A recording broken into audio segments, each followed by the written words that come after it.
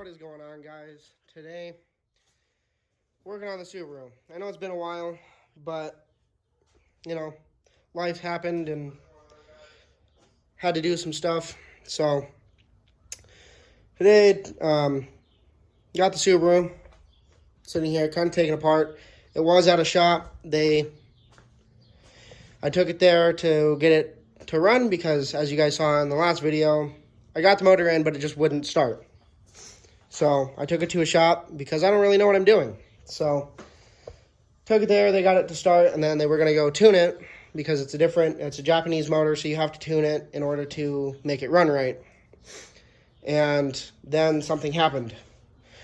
They said that because I did it, obviously I'm not the best at working on cars or nothing, that they said that I just put the throttle bearing in wrong. Turns out I did not. It totally snapped. There's no arm on it like there should be. Here's the old one. So been trying to pull out the tranny for a while. Took quite a while, but as you guys can see, it's kind of apart. Can't really see. I don't have a light at the moment. My light's underneath the car. Alrighty, let's see if we can get out of the car. Got the drive shaft disconnected. Got the shifter disconnected. We'll get my light. So there's two things for the shifter. It's pretty easy. Let's set that there for a minute. There's this shaft right here. This is where this one goes. Obviously, no, it's not aligned or nothing because the tranny is just kind of hanging out. And then there's this one for the other side. That, if you can see that. You just take both of those off in order to pretty much pull the tranny out. Unless you drain your transmission, leave the drive shaft in, otherwise it'll leak a bunch of fluid, which it has quite a few times on me already. And then if you go down here, obviously you're going to want to take your exhaust off. You don't have to, but it's easier that way. There's the diff. There's 4 bolts. You're going to obviously set the car on the ground. Right now it's not because it's easier for me to get under it with the whole thing jacked up, but there's the 2 bolts, and then, have the car on the ground, take the 2 bolts out, and then jack up the back of the car, and then twist it to the other side, just like, twist it with the tires. Twist it to the other side, drop it back down, pull those 2 bolts out, and then just set it down, drop it to the side. Should be no big deal. And then there's 2 bolts right there and right over here for the center, like bushing, mount, whatever. And then there's the tranny brace. There's 2 bolts right here, 2 bolts on the other side, and then 1 bolt right here, well, right over there, and then the same thing on the other side. This one is 17, I believe, and then these 2 are 14s. You're going to want a big jack because it makes it easier. Hold the tranny up a little bit in order to, especially one that has a big platform. Low profile is probably the best one to use. Otherwise, a tranny jack because that's what they're meant for. But other than that, that's what I used.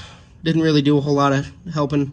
If you're going to pull it all the way out, I do suggest pulling the axles, but I'm not trying to pull it all the way down and drop it out because it's just going to make it harder for me to get it back in. So those are the only things I did that were pretty much underneath the car. You got to drop the drive shaft out. I'm going to grab my light. As you can also see, I took the hood off. It's kind of easier because I don't have my hood prop. Well, my hood prop just doesn't sit in my car anymore because the little mounting spot fell out, so I no longer have that. But you're going to want to take the downpipe off. It's just 3 studs. 1, 2, 3, and then so those ones are just nuts, and then it's 2 actual bolts. Obviously take off all the tranny bolts. This you don't really get out until a while, or for a while.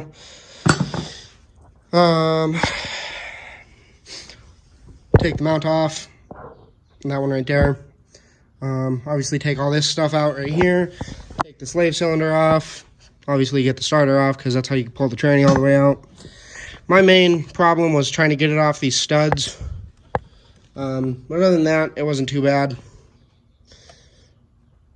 And, you know, I took the turbo off because it was just, well, kind of off. It's just off. Obviously, you can see it's just hanging out on its own because it was kind of in my way.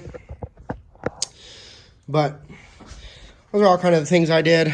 When I first, I'll show you guys this mess in a minute.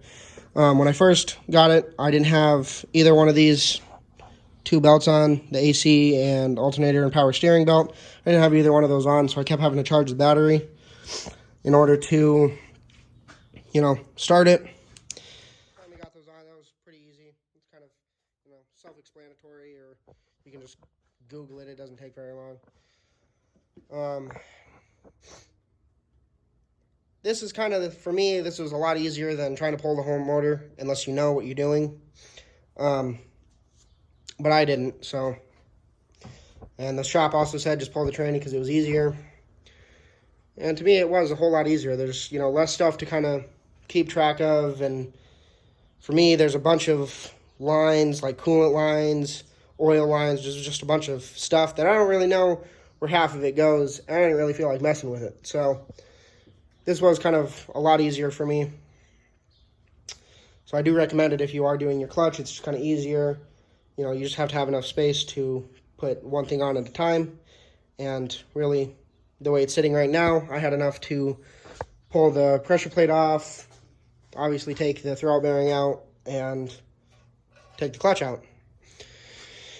And I did have enough room to get my clutch aligning tool in it, so that was pretty easy. Now, I'll explain what happened. Alrighty, so this is the old pressure plate. This is a new one, obviously. Not so new, but this is how I pulled this out. This is the, if you don't know what it is, it's just the clip. Oop. It's just the clip for the throwout bearing. Obviously, you know, this sits inside, and then this just clips on. I'm not going to clip it on because it's kind of a pain to take out. And then this, well, this is the new one that I just pulled out of this one because, as you can see, this one has a lot of like hot spots. It's not the best. I don't really have a whole lot of money to get it resurfaced. So I'm going to try and use this. Obviously, I'm going to use brake clean to clean it off a little bit. It's got a bunch of smudges from me. This thing also kind of snapped out. I don't really know how most of this happened, but it did. But all these little clips were bent and like got yanked out. So this whole thing was just flapping around. But I rebent all these straight and reclipped them. I'm going to kind of stake them down a little bit so that way they're actually held in there. And right now it doesn't move at all like it's supposed to. So, not going to use that one, but I'm going to use this one. And this is a clip. It is supposed to come off. It, you know, it's just like a seat clip. It just kind of pops on, pops off. And gonna throw this in for now just to be able to drive it. This one, you know, obviously isn't gonna work considering it doesn't have the other arm. But I was gonna pull this one out, but this one's, you know, pretty much set in there. It's not really, it's gonna be hard to take it out. I don't want to risk breaking it. So I, you know, rebent all these little ones. I'm going to stake them and then see how it sits, clean it with some brake cleaner, and then kind of go from there. Wasn't really trying to use any old parts, but I am definitely going to use this clutch because it's a brand new clutch. It's $200, so it's a good clutch still. Literally 0 miles on it. Nothing's happened to it at all because the car hasn't moved. But that's where it is for right now.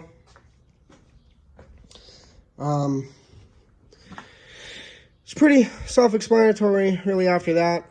right now I'm just gonna, start getting the clutch on, the pressure plate back on. I'm gonna retorque all the flywheel bolts just to make sure that they're still torqued. There's no reason they shouldn't be, but still gonna do that. I gotta get all these wheel spacers off because they're kind of ugly. Got to get the driver's side axle nut back on because I took it off because I was going to try and pull the axles, but that's a lot harder than it seems. And there's also all these clips up here. I didn't do this one because this one still has, a lot of room. But all these other ones, I didn't want to yank or break any of them. So I took all those off. There's a ground that's right here that I do recommend taking off because it was pulling pretty hard. That was another thing that was stopping me, but I figured it out before I broke it. So that's a plus. And, just going to clean all this up because it's kind of gross, and I want to make sure everything's clean before I just throw everything back in. Also, always remember to take out the battery because a lot of bad things can happen, especially trying to take off the grounds. I've done that a few times with my Hondas, but, don't do that. I'll try to take off my wastegate dump because it was in my way. But other than that, we're going to start putting it back together because I want to be able to drive it.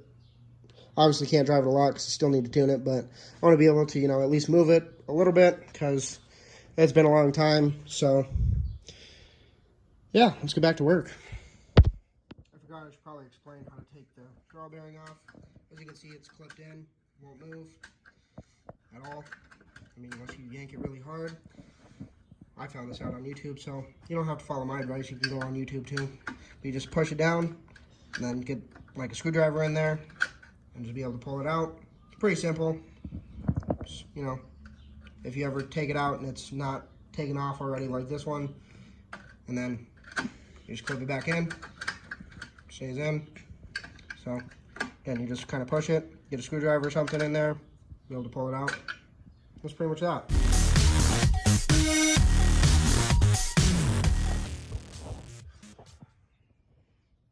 Alright, taking off the flywheel bolts because like I said, I want to retorque them, and oh wow, I cut myself.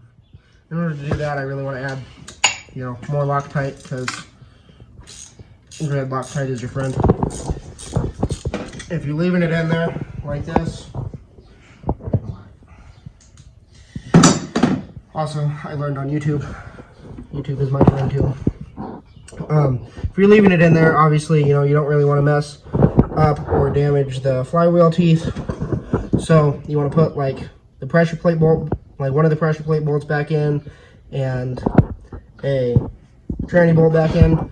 Just, it doesn't have to be tight or nothing, just enough to hold some pressure. And then you put, if you have a double-sided one, you just put, one side on one side on the other, and get to work. Works out a mint. Now, just gonna finish taking off all these bolts and,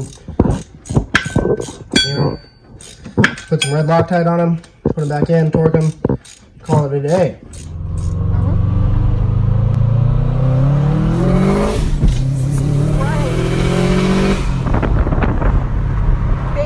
What's going on, guys? I just realized, I was just trying to edit the video, and I just realized that I didn't make an outro. So, this is kind of the outro to the video. The Subaru is all done, up and running. I didn't really film any of,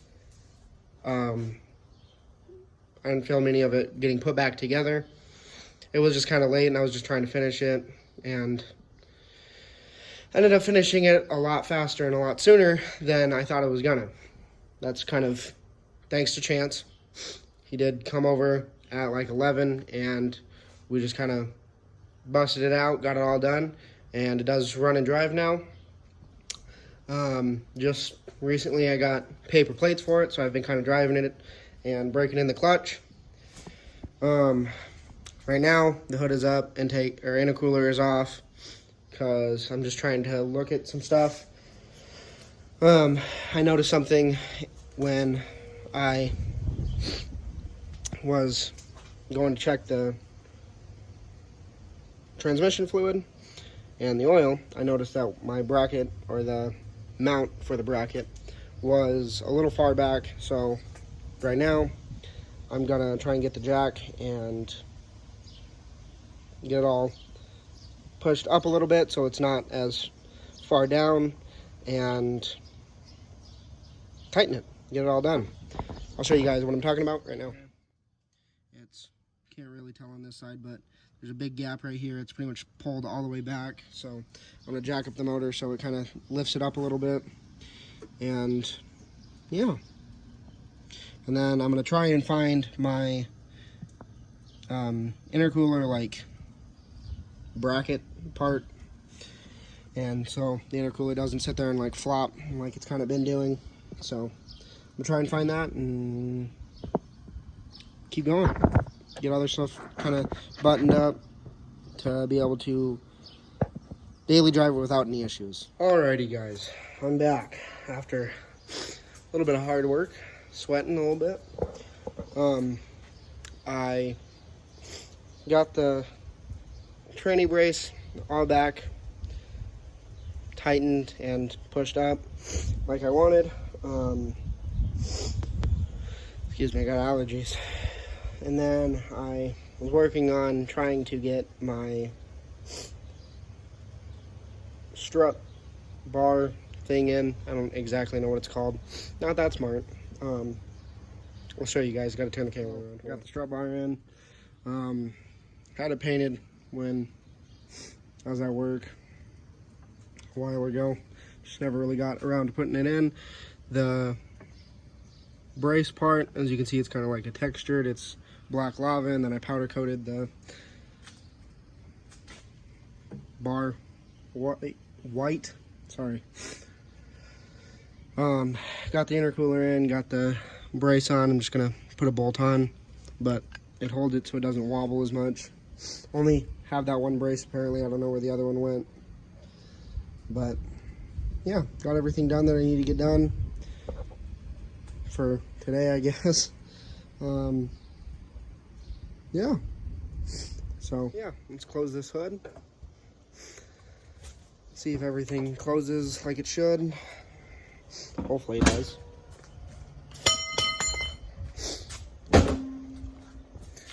And just like that, she's done and ready to go for some more time.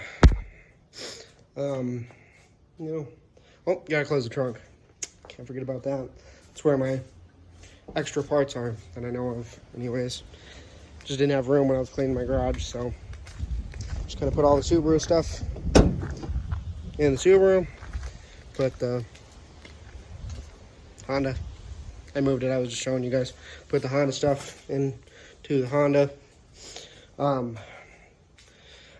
Probably later today, maybe tomorrow, depending on what goes on. I'm gonna attempt to pull the windshield out of the Honda and get some of the parts that I'm not gonna use and don't really want on the car, off the car. Like the black housing headlights I don't want on anymore, just because I do like the clear ones a lot better. Taking the hood off because it's kind of ugly and didn't come out as well as I wanted it to, so taking that out. And yeah, I'm just gonna get some other stuff taken out of the car one of these days. Obviously it'll be the next video for you guys, but that's gonna be it. Most of it's just kind of talking, and I'm sorry about that. I was trying to kind of inform you more of what I was doing rather than just showing you what I was doing. I wanted to tell you and try and explain in case you have to do any of this on your Subaru. It's not fun. I'd definitely rather pull the tranny out than the motor out, but I had to do both. Hopefully not gonna have to do both again soon. That's kind of a hopeful thing. But yeah, just figured I'd record an outro and button up a little more, or a couple things that I had to do. So yeah, anyways, thanks for watching guys, and see you in the next one.